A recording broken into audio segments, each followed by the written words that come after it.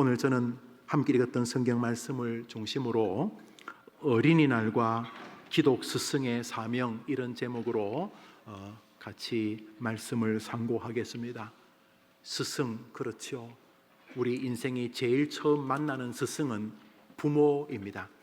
비록 부모가 말을 할 수 없는 언어 장애를 가지고 있다 할지라도 자기를 이 땅에 태어나게 하신 것 더 큰 스승일 수는 없는 것이죠. 그러므로 부모님이라고 하는 그 자체가 스승이시죠. 우리 모두가 아래서 깨어나거나 하늘에서 뚝 떨어지지 아니하고 반드시 부모의 노고와 헌신을 통해서 이 땅에 와 있지요. 여러분, 뱃속에 무언가 좀 좋지 않은 음식 조금만 들어가도 속이 부대끼는데 몇 킬로가 넘는 우리를 10달 가까이 우리 어머니가 몸에 품고 계셨습니다. 우리 가운데 누구도 나는 하늘에서 땅에서 솟았다고 말할 자가 없을 것입니다. 그런 면에서 우리는 스승의 헌신을 통해서 이 땅에 존재하는 것이죠. 웬만한 짐승은 난지 30분, 1시간 만에 지 인생 살아갑니다만 인간은 도대체 몇 년 동안 돌보아야 될지 모를 만큼 어떤 면에서 생존에 대해서는 거의 미개한 수준입니다. 개미, 지렁이보다도 못합니다. 여러분, 시골에서 소를 보면 말입니다, 송아지를 낳고 불과 30분, 몇 시간 뒤에 그 송아지가 뛰어댕깁니다. 인간은요, 엄마가 낳았으니까 끝이다 그러면 다 죽습니다. 언젠가 부모가 철이 없어서 아이를 놓고도 좀 다퉜는지 게임방에 가서 게임하느라고 어린애가 죽지 않았습니까? 예, 난지 수개월이 되어도, 사실 난지 1년이 되어도 부모의 돌봄이 없으면 우리 못 살았습니다. 그러므로 우리는 그 자신의 생을 다 해준 부모만큼 그런 스승이 어디 있습니까? 일주일에 몇 시간 영어 수학 가르치는 선생님도 귀하시지만은 설교하는 목사도 스승인지 모르겠습니다만은 부모에 비하면 조족지혈인 것이죠. 우리가 존재한다는 것 자체가, 그 스승은 자신의 모든 것을 다 준 것 아닙니까? 그런 면에서 부모는 스승의 최고봉에 이미 존재하는 것이죠. 그래서 성경은 하나님을 경배하라는 1, 2, 3, 4 계명 다음에 5번째 사람 사이의 계명을 살인하는 것보다 더 앞세우는 게 내 부모를 공경하라는 것입니다. 부모는 그런 면에서 최고의 스승일 수밖에 없는 것입니다. 그런 면에서 우리는 스승을 공경해야 하는 것이고 부모를 공경해야 하는 것입니다. 동시에 부모에게도 멋진 사명을 맡겨주신 것이죠. 오늘 보시다시피 유아 세례를 보십시오. 저 아이들이 오늘 무슨 일이 벌어진지 거의 다 모를 겁니다. 24개월 정도밖에 안 된 애가 뭘 알겠습니까? 도대체 목사가 물을 찍어서 머리에 왜 바르는지도 모를 것입니다. 엄마 아빠가 눈물로 자기를 품에 안고 왜 기도하는지도 모를 것입니다. 그럼 이 아이는 왜 교회가 세례를 주는 것입니까? 대한예수교 장로회 합동측은 굉장히 보수적인 교단인데, 여러분이 제 설교를 들으면 알겠습니다만 성경 외에는 별로 중요하게 높이는 것도 없는 교단인데 왜 어린 애가 자신의 인식도 인지도 없는데 세례를 주는 것입니까? 부모. 하나님이 부모에게 아이를 신앙으로 양육할 권리와 의무를 줬다고 우리 교단이 수납하기 때문에, 저도 마찬가지입니다. 그래서 부모 때문에 아이에게 세례를 준다는 말은 바꾸어 말하면, 내가 맡긴 너의 자녀를 원래는 하나님의 자녀인데 나 여호와가 너에게 잠시 맡긴 자녀를 네가 믿음으로 키워라, 이 말 아닙니까? 그러면서 부모는 동시에 공경의 대상이기도 하지만 자녀를 믿음으로 길러야 될 멋진 의무의 사명자이기도 한 것입니다. 어린이날과 기독 스승의 사명을 다시 한번 점검하는 은혜의 주일 되기를 축복합니다. 우리나라가 자동차를 많이 하게 되었다는 그런 신문 기사를 보았습니다. 유럽도 마찬가지지만 특별히 세계에서 최고로 자동차를 많이 소비하고 있는 미국에서 우리나라가 여러 일본 자동차 메이커들을 제치고 판매량 상위권에 도달했다는 기사였습니다. 정말 자랑스럽습니다. 불과 몇십 년 전에 드럼통 아시죠? 드럼통 펴가지고 차 외관 만들고 중고 미국 엔진 얹어서 새나라 자동차인가요? 뭐 그렇게 만든 자동차를 그걸 만들었다고 해야 되나요? 그렇게 여튼간에 한국에서 뭐 만들었다고 하는 자동차를 만든 지가 불과 몇십 년 전입니다. 엄밀히 말하면 만든 것도 아니죠. 포항제철, 지금은 포스코라고 그래 부르지요. 포항제철이 생기기 전까지는 자동차 뭐 실내 엔진 뭐 이런 거는 말할 것도 없고 껍데기도 만들 수가 없는 나라가 대한민국 아니었습니까? 6.25 직후에 세계에서 가장 가난한 나라 5위 안에 대한민국이 들었습니다. 그런데 불과 몇십 년 만에 세계에서 자동차를 제일 잘 만드는 나라 중에 하나가 되었다니 이 얼마나 놀라운 일입니까? 지구상에서 자기 나라에서 자동차를 만든 나라가 몇 나라 안 되는 거 아십니까? 자동차를 만들 수 있는 나라가 몇 나라가 안 됩니다. 도대체 우리나라 뭐 헬조선 거라고 우리나라를 스스로 욕하는 사람도 많지만 아니올시다. 정말 자랑할 만한 나라입니다. 다음 주일날 우리가 공경하려고 하는 그 어버이 세대들이 안 먹고 안 입으면서 이 나라를 이렇게 만들었으니 칭찬받으시 부족함이 없는 우리의 선배들이 틀림없습니다. 그런데 이렇게 우리나라가 자동차 강국이 된 가장 중요한 원인이 뭔지 아십니까? 맞추면 500원. 한번 따라합시다. 그것은 베끼기 때문입니다. 카피 베낀다는 거예요. 요즘 논문 잘못 베끼면 큰일 납니다. 그럼에도 불구하고 한국 자동차 사업의 발전의 최고의 수훈은 베김이었습니다. 우리나라의 거의 모든 자동차는 첫 출발이 베끼는 것이었습니다. 베끼다가 요거는 이렇게 하면 안 좋을까 몇 가지 창의적인 생각을 더했지만 기본 바닥, 기본 베이스는 베끼기였던 것입니다. 그러면 다른 나라들은 왜 아직까지 자동차를 안 만들거나 혹은 못 만들고 있는가? 안 만든 나라도 한두 나라가 있습니다만 못 만드는 거죠. 왜 수십 년 동안 자동차를 못 만들었을까? 뭐 하지 않았기 때문에? 500원 줄게 말해봐요 빨리. 뭐 하지 않았기 때문에? 베끼지 않았기 때문에. 많은 사람들은 말합니다. 아니 창의적으로 내가 해야죠.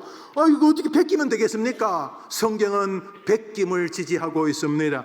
전도서 1장은 읽습니다. 전도서 1장입니다. 시작. 전도서 시작. 그러니까 하나님 보실 때 세상의 모든 것은 창조물이 아닌 것입니다. 세상의 모든 것들은 하나님이 창조자고 그 다음은 베끼거나 재사용하는 것들입니다. 한번 따라합시다. 해 아래 새 것이 없나니. 그래서 성경은 우리가 창조적이고 창의적인 것이라기보다는 하나님께서 만든 것을 재사용, 재활용, 재의미화하는 것을 기대하고 계시는 것입니다. 결국은 베끼는 것입니다. 요한복음 13장을 보겠습니다. 읽읍시다. 시작. 새 계명을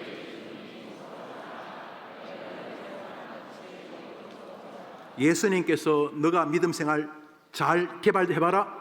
네가 이렇게 믿음 생활을 매일, 매주일, 매시간, 매날마다 창의적으로 네 믿음을 자꾸 이렇게 만들어가라. 신기한 능력을 발휘해라. 이렇게 말하지 않고 한번 더 합시다. 너는 나를 베끼라. 예수님께 노골적으로 말씀하셨어요.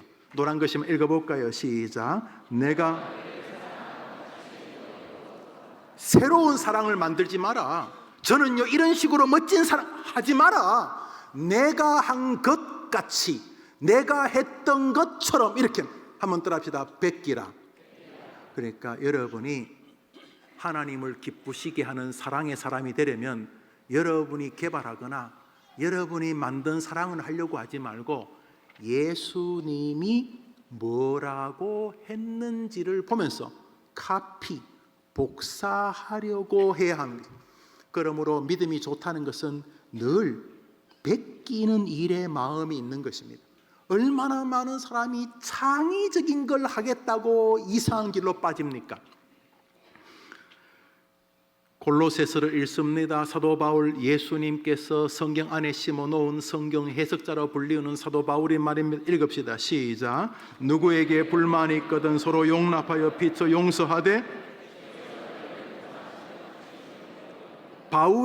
사도 바울이 별명을 성경 안에 우리 예수님이 심어놓은 성경 해석자, 그러니까 예수님 말을 우리가 잘 이해하지만 좀 어려운 것은 바울을 통해서 해석하게 해주셨다. 참 멋진 별명을 가진 사람입니다. 위대한 선교자요, 설교자요, 신학자였던 사도 바울이 앞에 몇 마디 합니다. 너희가 이렇게 저렇게 하는데 하되 너희가 개발해가지고 요러는 게 사랑 아닐까?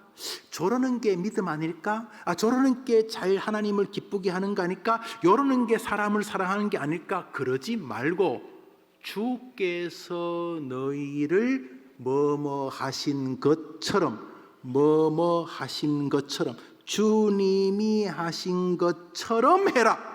개발하지 말고, 이런 뜻이죠. 그러므로 믿음의 사람들은 주님이 하신 것을 아는 유일한 길이 성경인 줄 알아. 오늘도 오직 말씀의 믿음의 길을 걸어가는 줄 믿습니다. 뭘 알아야지 주님이 요 때는 주님이 어떻게 하셨을까? 다른 사람이 나한테 이렇게 말할 때 주님은 요걸 어떻게 하셨는지를 알아야지 베낄 것 아닙니까? 베끼려면 옛날에 글씨를 쓸 때 그 이름이 인찰지라고 했는데 요즘은 그게 뭐라고 보이는지 모르지만 투명한, 그래서 종이가 아주 얇기 때문에 투명해요. 그래서 글씨 잘 쓴 글자 위에 그걸 딱 올리고 그 글자를 이렇게 따라 씁니다. 이렇게 밑에 바닥에 그게 투명해서 비치기 때문에 그렇게 베끼라는 거죠. 주님이 그랬던 것처럼 너희도 베끼라고 바울이 다시 말하고 있는 것입니다. 그런데 오늘 우리는 어린이 주일을 맞아서 그러면 어떻게 하는 것이 어린이 주일날 제대로 된 스승 엄마 아빠겠는가? 오늘도 굉장히 아이들이 많이 나온 것 같아요. 아주 수백 명이 훨씬 이렇게 넘어가 보이고 아동부도 청소년부도 많이 나오셨는데 그자 우리 학생들이 이렇게 매주 교회를 나오는 게 참 놀랍고도 감사한 일인데 어떻게 하면 우리가 좋은 선생님이 될까? 또 첫 번째 스승인 부모, 우리가 다 부모라는 것 자체가 스승인데 우리가 어떻게 하면 좋은 믿음의 스승이 될까? 어떻게 하면 될까요? 어찌 100개는 500원. 어떻게 하면 좋은 스승이 될까?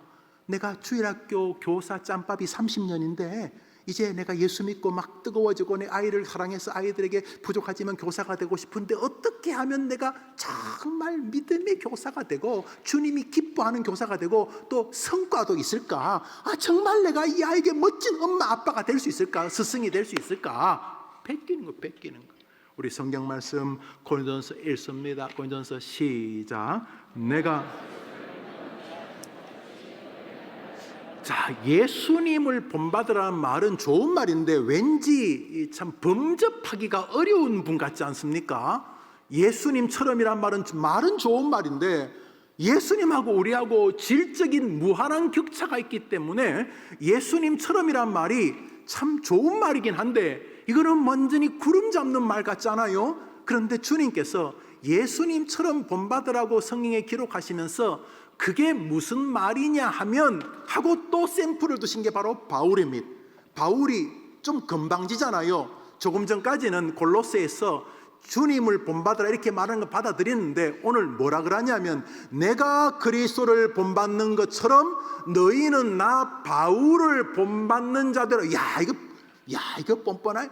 저는요 우리 교인들에게요 김용호 목사를 본받으라 이런 말은 정말 하기가 어려워요. 물론 노력하고 있습니다만 왜냐하면 몇몇 가지는 글쎄 본받을 만한 게 있을지 모르지만 대부분은 부족하거든요. 그런데도 바울도 완벽하지 않잖아요. 자기가 죄인의 괴수라도 그러고 막 그러잖아요. 그런데도 불구하고 너희는 나를 본받으라고 하는데 주님이 이놈의 자석 이 버릇없고 이 교만한 놈 그러지 않고 성경이 되게 하신 거예요. 지지하시는 거예요. 스승의 모습은 바울에게서 충분히 본받을 수 있다, 이 말 아닙니까? 안 그러면 성경이 되지 않았겠죠. 그럼 고린도서 11장만 그런가? 고린도서 4장을 보겠습니다. 4장 시작. 그러므로 여기는 권한다고 아주 나를 노골적으로, 야, 내가 네한테 명령한다. 뭘요? 날 본받으라. 스승 바울이 제자 고린도 성도들에게 나를 본받으라 이렇게 말하는데 주님이 성경이 되게 하셨어요. 맞다는 것입니다. 사도 바울이 감옥에 있을 때에 개척했던 빌립보 교회 성도들이 사랑을 표현합니다. 그 사랑을 표현한 것을 받고 감사하면서 편지를 보내는데요, 거기 이런 글이 있습니다. 빌립보서 3장 읽읍시다. 시작. 세상에 지금 예수 전하다가 감옥에 갇혔는데 너희는 나를 본받으라 이렇게 말하고 있는 것입니다. 그러니까 우리는 사도 바울의 선생됨을 본받는 데는 이견이 있을 필요가 없습니다. 바울이 완전한 스승이냐, 그거는 별개의 문제입니다. 예수님 제외하고는 완전한 말은 가당치 않은 것입니다. 그럼에도 불구하고 예수님을 본받는 스승이 누구인가를 우리에게 좋은 샘플로 보여주는 인물이 사도 바울입니다. 바울도 사실은 엄청나게 큰 사람이기는 합니다만 예수님과는 다른 죄인입니다. 그는 자기를 스스로 오호라 나는 곤고한 사람이다. 내 안에는 하나님의 법을 사랑하는 마음도 있지만 죄를 사랑하는 마음도 있다. 오라 나 이 사망의 음침한 골짜기에서 누가 나를 건져내려고 하나님 앞에서 개인적으로 설 때는 자신 안에 의와 죄가 같이 있다고 고백하는 것이 우리하고 똑같지 않습니까? 사도 바울은 또 사람들 앞에 섰을 때는 뭐 총 나간다 칼 나간다 이렇게 담대하게 설교했는데 홀로 주님과 대면할 때는 주님, 제가 죄인 중에 괴수라고 말하는데 그게 무슨 뭐 멋지게 한 자락 까는 수사가 아니라 진심이었던 거죠. 그러니까 사도 바울, 우리와 크게 다르지 않는 죄인입니다. 그럼에도 불구하고 하나님께서 사도 바울을 우리에게 스승됨으로 세우시고 그로 인하여 우리가 배울 수 있는 길을 걷게 하심으로 우리가 사도 바울에게서 신앙적 스승의 모티브를 받게 하신 것입니다. 그러므로 바울에게서 기독 스승다움을 배우지 않는 성도는 게으른 자들입니다. 사도 바울에게서 스승된 부모의 모습을 배우지 않는 부모도 게으른 사람들입니다.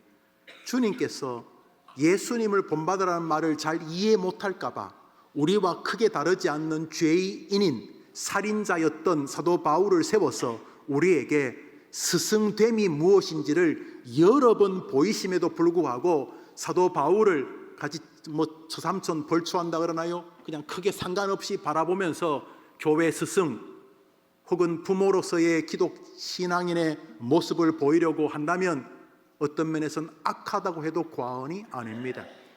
어버이 주일을, 어린이 주일을 맞아서 우리 모든 부모님들과 주일학교 선생님들, 새가족들, 복음통일 소망부를 섬기는 멘토 여러분들에게 우리 주님이 바울을 통해 우리에게 주고자 하는 은혜의 스승됨이 있는 복된 주일 되기를 축복합니다. 자, 오늘 본문을 읽습니다. 데살로니가서 2장 7절 8절 읽습니다. 시작. 우리는 그리스도의 마땅히 권위를 주장할 수 있으나 도리어 너희 가운데서 유순한 자가 되어 유모가 자기 자녀를 기름과 차였으니 우리가 이같이 너희를 사모하여 하나님의 복음뿐 아니라 우리의 목숨까지도 너희에게 주기를 기뻐함은 너희가 우리의 사랑하는 자 됨이라.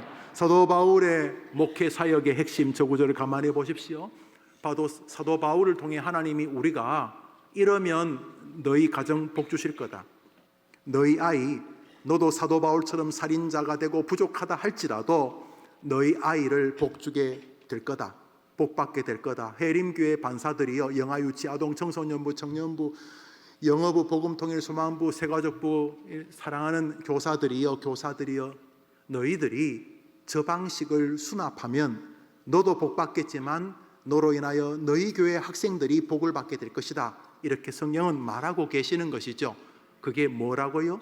사도 바울의 스승됨의 핵심, 오늘 어린이 주일을 맞아서 스승의 가치를 돌아보는 우리 모두가 어떻게 하면 우리 자녀를, 내가 낳은 자녀를 정말 믿음의 사람으로, 하나님이 기뻐하는 사람으로 키울 것인가, 내가 맡은 이 반아이들을 어떻게 하면 믿음의 사람으로 하나님 앞에 세우고 그도 복받고 나도 복받을 것인가. 사도 바울의 스승됨의 핵심이 바로 저 구절에 담겨 있습니다.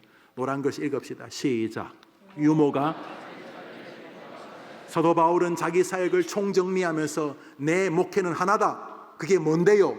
유모가 자기 자녀를 기르는 것처럼 나는 목회했다, 이렇게 말하고 있는 것입니다. 한 번 더 합시다. 유모가 자기 자녀를 기름같이. 사도 바울의 스승관, 사도 바울의 부모관, 사도 바울의 교육관의 핵심은 저것입니다. 우리 교회 주일학교는 제가 볼 때 정말 놀랍습니다. 그냥 해보는 소리가 아니라, 여러분, 제가 오늘도 또 너무 감동을 받았어요. 오늘도 어린 아이 때문에 부모님이 우리 교회 등록을 하셨는데 2부 예배, 초등학교 2학년인데 부모님이 교회를 정하기 위해서 우리 교회도 여러 번 오고 다른 교회도 여러 번 가고 그러셨다는 거, 여기 계신지 모르겠어요. 근데 초등학교 2학년, 윤술 초등학교 2학년짜리 아이가 그랬대요. 엄마, 나는 해림교회 아니면 교회 안 갈 거예요. 그랬다는 거예요. 그래서 부모님도 이제 뭐 이사를 오셨는 것 같은데, 이제 교회를 해림교도 가보고 뭐 그래 계셨죠. 그래서 왜 그러니까, 여러분, 이거 지금 제가 진짜 그대로입니다. 그 아이가 부모님과 11시 예배 나왔는데 초등학교 2학년짜리가 뭐라 그랬냐면, 김용호 목사님 설교가 너무 은혜로워요 그랬더니, 언제 한번 그 아이를 내가 간증을 시킬 거예요. 믿어지지가, 내가 눈이 이만해졌어요. 초등학교 2학년짜리가 그래, 2학년. 그리고 여러분, 설교 시간에 조시는 분 반성해야 돼요. 2학년짜리가 설교가 너무 재밌다잖아요. 그래서 내가 좀 더 길게 할까 지금 그 생각을 하고 있습니다. 여러분, 우스갯소리입니다만 아마 선생님들이 권유했는가 보지요. 또 부모님도 권유했겠죠. 해림교회 좋은 교회야, 목사님 말씀에 은혜 받을 수 있어, 그랬겠죠. 특별히 어젯밤에 토요일인데 얼마나 힘듭니까? 밤늦게까지 만장기 붙이고, 아유, 내가 볼 때 저분들은 목사보다도 더 놀라운 분들이. 그러니까 하나님이 우리 교회 주일학교를 부흥시킨 뜻이 계신 줄 믿습니다. 우리 수고하신 선생님들께 한 박수 한번 할까요? 자, 축복하면. 영상도 보니까 우리 청소년부 선생님들이 뭐 망가지면서 뭐 방맹이 들고 나오고 다 저거 수고하는 거예요. 저게 쉬운 게 아니에요. 수고하는 거예요. 수고하는 거. 애를 써서 수고하는 거예요. 수고하는 거예요. 저는 교회에서 청소년들이 하는 것은 죄 짓는 거 아니면 해보라고. 뭐 어떻게 다 이렇게 성공적이면 좋지만 어떻게 그럴 수 있겠지? 해보라고. 뭐든지 해보라고. 그리고 바르게만 자라보라고. 한 아이가 바르게 자라면 그 아이가 우리 민족을 다 먹여 살릴 수 있는 줄 저는 믿습니다. 한 아이만, 모세 하나만 제대로 쓰면, 여수 하나만 제대로 쓰면 나라가 사는 거 아닙니까? 자, 그런데 바울이 어떻게 하면 제대로 된 스승이 되는가, 어떻게 하면 제대로 된 부모가 되느냐, 핵심은 유모가 자기 자녀를 기르는 방식이 핵심이다. 이게 사도 바울이 말하는 거예요. 그게 뭐 알듯 말듯해요. 유모가 자기 자녀를 기르는 반사가 뭘까? 유모가 자기 자녀를 기르는 목사는 뭐고 부모는 뭘까? 먼저 유모가 자기 자녀를 기르는 것 같은 교육은, 한번 따라합시다. 전심을 다한 돌봄의 목회입니다. 유모는요, 잘못 돌보면 주인에게 잘립니다. 특별히 그 자식이 임금의 아들이라면 유모가 이거 제대로 잘못, 아이 젖 먹일 시간, 하여튼 아이 재울 시간, 하여튼 유모가 그 제대로 못하면 목 날아가는 겁니다. 유모라는 말 안에는 전심을 다하는 돌봄인데, 이 바울이 유모가 자기 자녀를 기른다는 말은 분명히 모세를 염두에 둔 것이 틀림없습니다. 이 사람 구약학자니까 모세가 자기 엄마를 유모로 선택해서 키웁니다. 물론 바로의 딸은 모르죠. 물에서 건져냈으니까. 뒤에 상고하겠습니다만, 우선 유모가 자기 자녀를 기르는 것 같이 기르다는 말은, 나는 일단은 그 아이들 앞에서 성실한 아빠였다는 거예요. 성실한. 뭐 다 떠났어. 아빠 엄마 떠났어. 나는 임금의 자식을 지금 맡아서 기르는 유모였다. 그 왕자, 특별히 당대 최고 애굽의 왕자를 유모가 잘못 길렀다, 그냥 목 날아가는 겁니다. 그러니까 전심을 다하는 돌봄이었다. 여기 핵심은 돌봄이라는 것입니다. 한번 따라합시다. 돌봄. 우선 훌륭한 부모는 돌봄을, 그 아이가 맞아요, 왕의 자식 맞아요, 하나님의 자식이니까 모든 부모는 1차적으로 이 아이가 내 아이이기 이전에 하나님의 자식이라고 봐야 되는 거예요. 그 퓨리탄들은 하나님이 아이를 주실 때 첫 번째가 하나님의 자녀로 받았어요. 동시에 이 아이가 하나님의 원수. 왜냐하면 얘를 구원하려고 하나님이 자기 아들 예수를 죽였으니까 얘는 하나님의 자식이고 내 자식이기도 하지만은 하나님의 원수다, 원수. 이놈아, 너 때문에 예수님 죽었다. 그래서 이 두 마음을 가지고 사는데 첫 번째가 왕의 아들, 왕의 딸을 기르는 자세였던 거지. 이 시대의 많은 교사들이 성실하지 않습니다. 아무리 봐도 그 교사가 자기 반을 돌본다고 느껴지지 않습니다. 한국 교회는 교회가 문제가 있는 게 아니고 반사가 문제가 있는 것입니다. 주일학교 주체는 아이가 아닙니다. 주일학교 주체는 교사입니다. 대학의 주체가 학생이라고, 이거 최근에 만든 학설입니다. 대학의 주체는 선생입니다. 학교의 주체도 선생입니다. 사랑하는 여러분, 그래서 부모는 먼저 이 아이를 왕의 자녀로 맡은 돌봄의 유모여야 하는 것이죠. 그 핏줄이라는 이유 때문에, 내가 낳았다는 이유 때문에 돌봄이 망가지는 사람이 참 많습니다. 그게 사랑이 아닙니다. 아니, 아이가 먹어야 될 시간에 먹여야지 사랑 많다고 계속 먹이는 게 돌봄입니까? 그거는 혈육과 감정과 돌봄이 섞여져 버린 것입니다. 먼저 해림교회 주일학교 반사님들을 통해서 우리 아이들이 영적으로, 정신적으로, 육체적으로 돌봄을 받게 되는 교회 되기를 축복하는 것입니다. 먼저 그것입니다.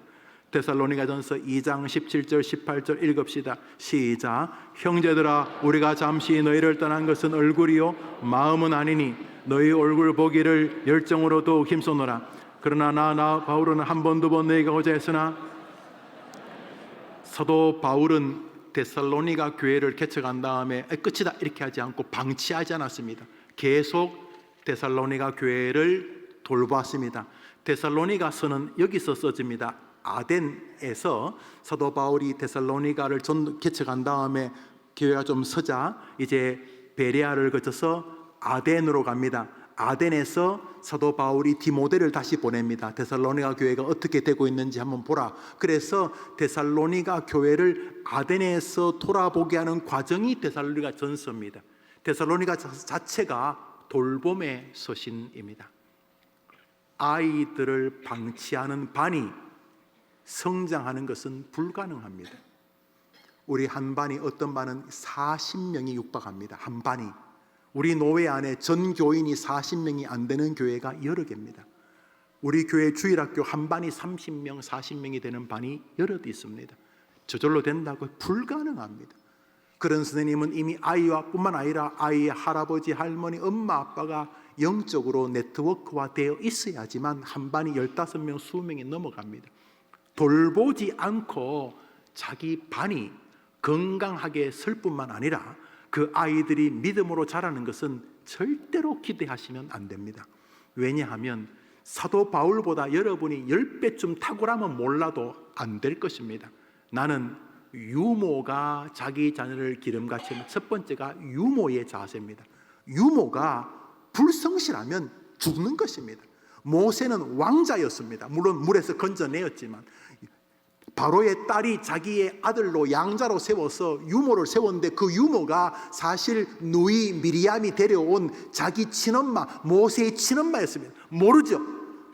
대신에 젖을 먹일 히브리 여자를 데려와서 먹이는데 이 여인은 모세의 친엄마지만은 지금은 이 모세가 내 아들이 아니라 바로 임금의 아들이고 왕자이기 때문에 이 아이를 잘못 길렀다가는 목이 날아가는 것입니다. 그래서 유모가 이 말 안에는 성실한 돌봄을 전제합니다.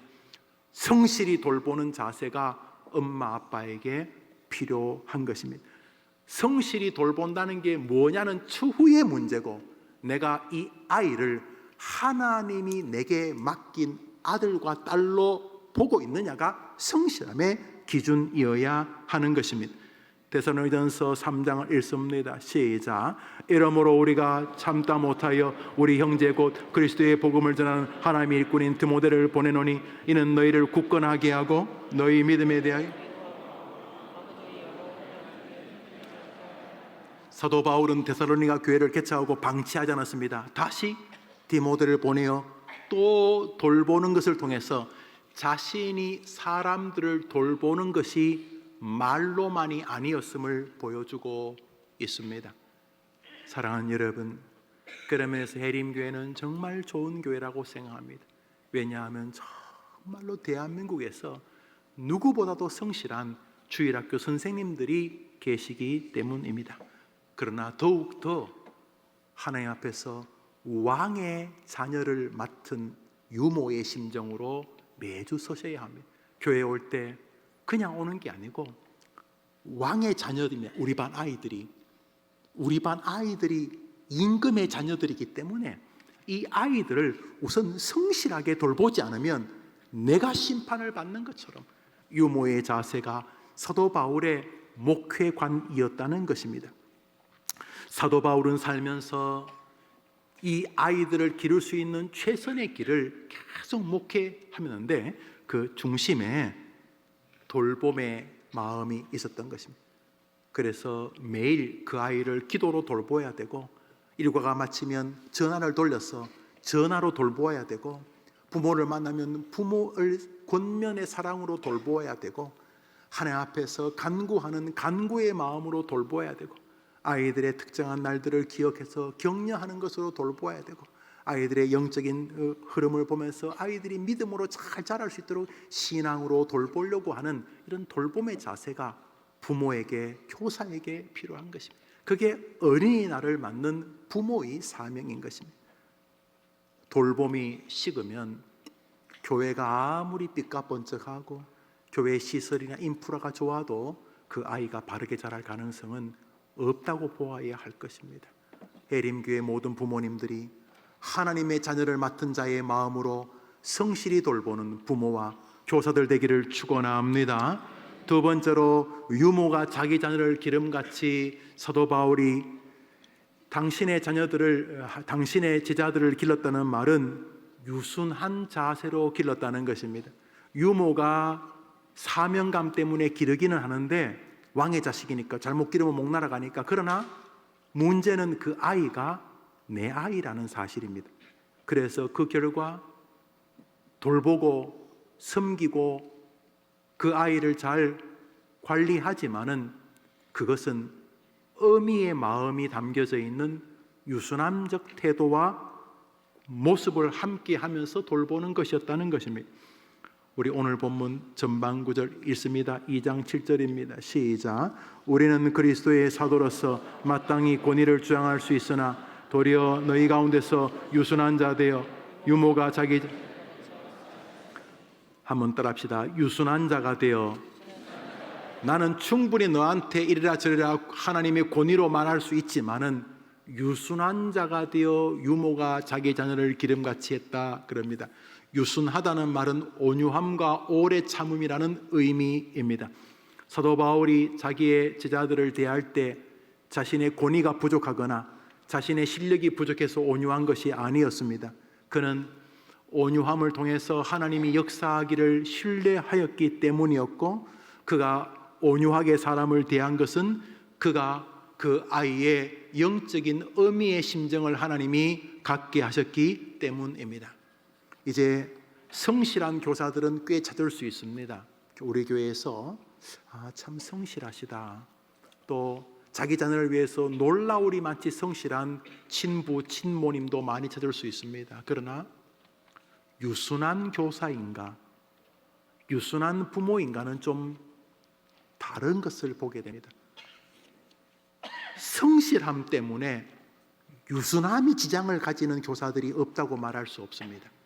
내가 성실한데 왜 말을 안 듣냐는 거죠. 내가 성실한데 왜 내 성실을 몰라주느냐는 거죠. 부모도 마찬가지입니다. 내가 이렇게 성실하게 부모의 노릇을 하고 있는데 왜 주변이 이러냐. 그래서 성실하기는 한데 온유하고 유순하지는 못하는 교사들이 없다고 말하기는 어렵습니다. 성실하지도 않고 유순하지도 않는 사람은 더 기가 막히지만은 성실함 때문에 유순함이 문제가 생기는 것은 오늘 우리가 한번 진지하게 돌아보아야 할 것입니다. 한번 따라합시다. 온유한 자가 땅을 차지한다. 그 아이들의 마음의 땅은 온유한 돌봄의 사람이 겪는 것입니다. 힘드시겠지만 성실한 교사의 아주 중요한 모습은 온유함의 그릇에 담겨야 한다는 것입니다. 한 번 더 할까요? 유모가 자기 자녀를 기름같이. 우리 레위기 2장을 읽습니다. 레위기 2장 읽습니다. 시작. 레위 가족 중 한 사람이 아들을 더 숨길 수 없게 되매 갈대 상자를 나일강가 갈대 사이에 두고 그의 누이가 어떻게 되는지를 알려고 멀리 섰더니 바로의 딸이 갈대 사이에 상자를 보고 시녀를 보내어 가져다가 열고 그 아기를 보니 아기가 우는지라. 그의 누이가 바로의 딸에게 이르되 내가 가서 당신을 위하여 히브리 여인 중에서 유모를 불러다가 이 아이에게 젖을 먹이게 하리까. 바로의 딸이 그에게 이르되 가라 하매 그 소녀가 가서 그 아기의 어머니를 불러오니 바로의 딸이 그에게 이르되 이 아기를 데려다가 나를 위하여 젖을 먹이라. 내가 그 삭슬 주리라. 여인이 아기를 데려다가 젖을 먹이더니 그 아기가 자라매 바로의 딸에게로 데려가니 그의 이름을 모세라 하여 이르되 이는 내가 그를 물에서 건져내었음이라. 여기 미리암 모세의 누이가 자기 동생을 갈대 상자에 띄워서 갈대 사이에 엄마 아빠가 두는 것을 보고 엄마 아빠는 눈물 흘리며 갔는데 이 아이는 그 누이는 아이고 내 동생 저거 아그가 물면 어떡하나 뭐 갈대 상자 이렇게 역청을 발랐지만 깔아앉으면 어떡하나 이렇게 보고 있는데 마침 바로의 딸 중에 한 명이 처녀가 있었는데 그 여인이 이렇게 나일강 산책을 하다가 갈대 상자에서 이렇게 갈대 상자가 있어서 갈대 숲에서 그걸 이렇게 시종 보고 가져와 보니까 시녀가 가져서 보니까 어린 아기가 있는데 아기가 빵긋이 웃었겠죠. 까꿍 그랬겠죠. 그러니까 너무 이게 참 히브리 아이인 걸 아는데 너무 예쁘거나 이것도 하나의 뜻이 아닌가 이러고 있는데 자기는 처녀니까 젖을 먹을 수 없는데 마치 미리암이 오고 맹랑한 이 모세 누이가 한 8살 9살 된 누이가 막 와서 공주님 아기 너무 예쁘지요. 제가 유모 불러다 드릴까요? 하여튼 이렇게 똑똑해야 되는 거예요. 그래서 그래 동네에 있냐? 우리 동네에 젖 잘 나오는 여자 많아요. 그러면서 방금 자기 모세 친엄마 자기 엄마를 데려온 거예요. 그래서 이 엄마는 마치 모세를 처음 보는 아이인 것처럼 젖을 먹이면서 왕궁에서 키웠는데 이 모티브가 지금 바울이 생각하고 있는 스승의 자세입니다. 다시 말해 모세의 엄마. 우리 교사들이 가져야 될 자세는 우리 부모님들이 가져야 될 자세는 바로 모세의 엄마입니다. 예, 내가 낳은 자식 맞아요. 내가 낳았다는 이유 때문에 얼마나 많은 부모가 아이 앞에 온유하지 못합니까? 내가 낳았다는 것이 권세가 되어서 물론 맞아요. 내 목숨까지 바치고 애가 뭐 문제가 생기면 내 장기도 줄만 해요. 맞아요. 그런데 유순하지는 않아. 그 부모라는 이유 때문에 절대로 다른 사람도 하지 않는 말을 막 아이에게 하잖아요. 사랑의 핑계로 다 커버가 되지 않아요. 오늘 주님께서 나는 유모가 자기 자녀를 기름같이 했다는 거죠. 그것이 세상 역사를 뒤집는 제자들을 세우는 스승과 부모의 모습인 줄 믿으면 아멘 해보시기를 바랍니다. 그래서 어떤 부모는 정말로 안 성실해요. 왜냐하면 유모의 자세가 없어. 그 사람은 부모의 마음만 있어. 그런데 이 모세 엄마가 자식을 모세를 잘못 키우면 목 날아가는 거야. 유모니까. 유모인데 사실은 그 아이의 친엄마야. 유모가 자녀를 기르는 같이 여기에는 거룩한 긴장이 있는 거예요. 남 모르게 모세가 아프면은 누구보다도 유모가 더 빨리 달려와. 유모가 내 새끼니까 물론 외형적으로는 바로의 이 공주의 딸이지만 내 자식이니까. 그래서 월급 받는 것만큼만 일하지 않아. 그냥 교회 반사 이렇게 그것만 하지 않아. 그냥 주일날 잠시 아이들 분만 공부 마치고 보내지 않아. 이 아이는 하나님이 내게 주신 내 자녀이기 때문에. 그래서 그 교사가 보면 남이 보면 그 교사가 그 아이 엄마 같아. 아버지 같아. 그런 교회 주일학교를 통해 하나님은 대한민국 주일학교를 바꿔갈 줄 믿습니다. 그게 해림교회 되기를 축원하는 것입니다. 그리고 부모님도 마찬가지입니다. 부모라는 이유 때문에 물론 사랑하죠. 사랑하지. 내 모든 것을 다 주지. 받은 월급을 다 아이에게 넣지. 맞아요. 그러나 유순하지는 않아요. 이유는 내 자식이라는 이유 때문에. 얼마나 많은 부모님들이 자녀에게 몹쓸 결정들을 합니까? 그러면서 사도 바울은 그 아이를 대할 때에 유모가 자기 자녀를 기름같이 하였다, 이런 뜻입니다. 사도 바울의 갈라디아서 4장은 그의 정신세계를 보여줍니다. 읽읍시다. 시작. 나의 자녀들아, 너희 속에 그리스도의 형상이 이루기까지 다시 너희를 위하여. 사랑하는 여러분, 내 자식이든 내게 맡긴 주일학교 학생이든 하나님이 보시고 계시는 줄 믿습니다. 유모가 자녀를 기름같이 할 때에 그 아이만 복받습니까? 아니요. 최고로 복받은 사람은 바울 자신입니다.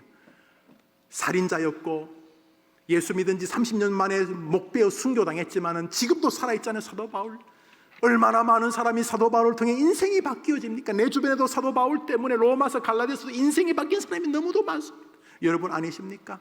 그런 면에서 유모가 자녀의 자녀를 기름 같은 스승의 길은 고난의 길만이 아닙니다. 축복의 길이 되는 것입니다. 마지막으로 유모가 자기 자녀를 기른다는 말은 의무와 유순함뿐만 아니라 진짜 제일 좋은 것을 주려는 마음을 이 본문이 담고 있습니다. 유모인데 내가 낳은 자식이야. 내가 낳은 아이를 갈대 상자에 넣어서 왜냐하면 더 이상 살려둘 수가 없으니까, 얘 때문에 다 죽게 됐으니까. 그렇지만 눈물 흘린 이 아이를 하나님이 건져서 바로의 딸이 이 아이를 양자로 입양을 했어. 그리고 젖이 안 나온다고 나를 불렀는데 아무도 몰라. 오직 이 아이와 나만, 이 아이도 모르고 나만 알아. 이 애는 내 아들이야. 내 아들. 외형적으로는 임금의 손자가 되겠지만, 그래서 가장 좋은 것, 여러분 부모가, 우리 주일학교 선생님들이 애들에게 가장 좋은 게 뭐예요? 뭘 가장 좋아? 뭐가 가장 좋겠어요? 가장 좋은 거는 이것입니다. 사도행전 17장입니다. 읽읍시다. 시작. 뜻을 풀어 그리스도가 해를 받고 죽은 자 가운데서 다시 살아나야 할 것을 증명하고 이르되, 내가 너에게 준 거, 딸아, 아들아, 아빠가, 엄마가 너에게 주게 최고가 있다. 바로 예수님이다. 네 안에 예수님 있으면 너는 망할 수 없단다. 너는 너는 이 땅에서도 구원받고 저 천국에서도 구원받고 예수님과 함께하면 너는 영광의 삶을 살 것이다. 믿으면 한번 아멘 해보십시오. 우리 해림교회 주일학교 스님들이 아한테 뭐 줘야 돼? 좀 솜사탕 주고 필요해요. 근데 정말 줘야 될 게 뭐예요? 아이들에게 줘야 될 것은 우리에게 십자가에 오셔서 피 흘려 죽으신 피 묻은 부활의 예수님인 줄 믿습니다. 아니 진짜가 있는데 가짜 주면 되겠어요? 진짜가 있네. 진짜가 있네. 진짜가. 우리 부모님들 아이 안에 예수만 들어가면 걱정할 거 없어요. 아니 예수가 있는데 걔가 어떻게 망하고 싶어도 못 망하지. 해림교회 주일학교 선생님들이, 영아 유치 아동 청소년들 선생님들이 우리 선생님 아이들에게, 학생들에게 예수 그리스도를 주는 부모 되기를 바랍니다. 최고를 주는 사도행전 20장을 봅니다. 20장 읽읍시다. 마지막 성경입니다. 시작. 내가